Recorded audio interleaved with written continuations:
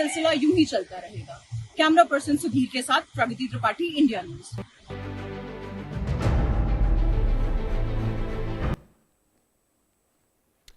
अब आगे बढ़ेंगे, बात करेंगे नीट की।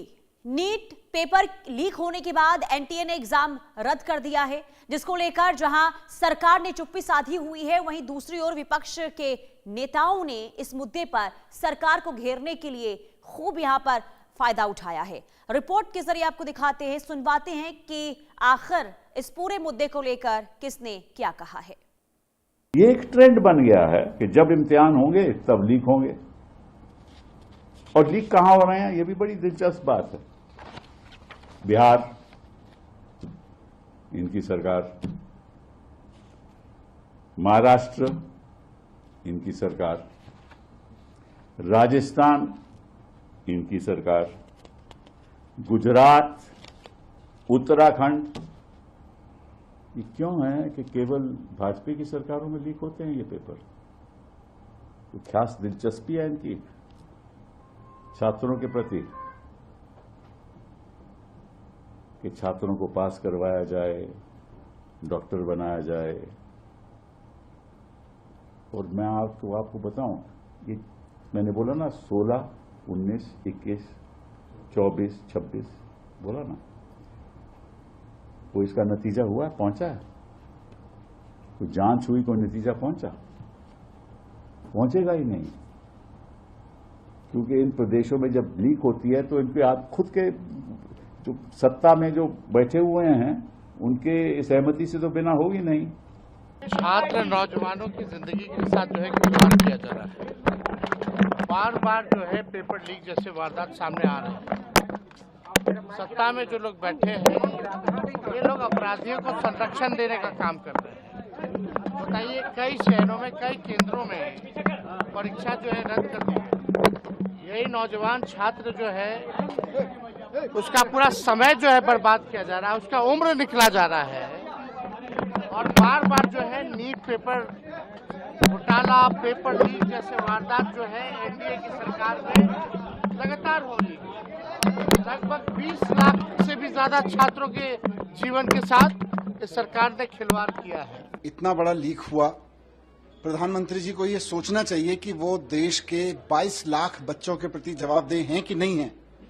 22 लाख बच्चे, उनके परिवार एक परीक्षा की तैयारी करने के लिए किस तरह के जुनून से गुजरता है, किस तरह का ट्रॉमा हुआ होगा हर परिवार में जब उनको ये पता चला कि पेपर लीक हो गया और अब पेपर कैंसिल हो गया। प्रधानमंत्री जी इस बात का जवाब दें कि लगातार उनकी बनाई हुई एनटीए, ये जो नया कॉन्सेप्ट वो लेकर आए थे, हर बार पेपर क्यों लीक हो रहा है। और प्रधानमंत्री जी ये भी बताएं कि जो पिछली बार पेपर लीक हुए थे उनके आरोपी अब जेल से बाहर क्यों हैं? क्या उनको वापस पेपर लीक करवाने के लिए जेल बेल दिलवाई गई है?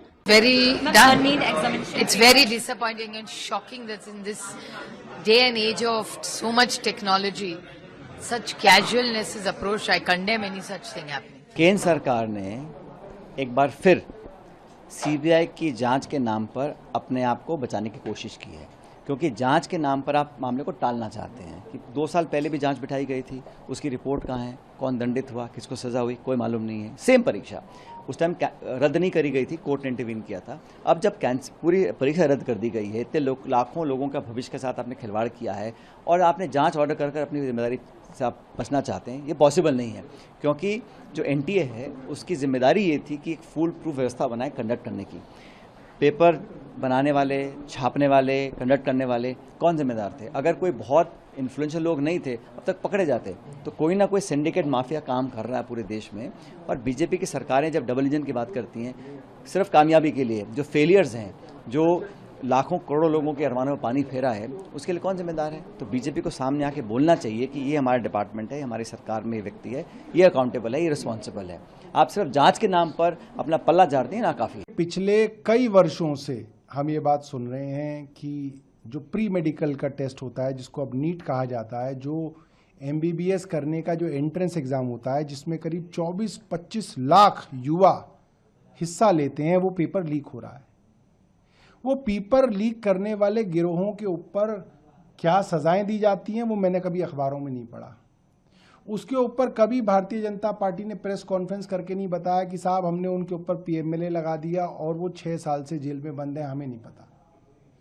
उनको किन अधिकारियों या राजनेताओं का संरक्षण मिला जो उन तक पेपर पहुंचा, इस चेन के बारे में कभी खुलासा नहीं हुआ। किसकी कॉन्स्पिरेसी है, वो कौन गिरोह चला रहा है, किससे साठगांठ है, इसके बारे में कभी चर्चा जो है हमने किसी अखबार या मीडिया में नहीं सुनी। इससे लगता है कि सरकार के संरक्षण में इस तरीके की कुरीतियां जो हैं पल रही हैं।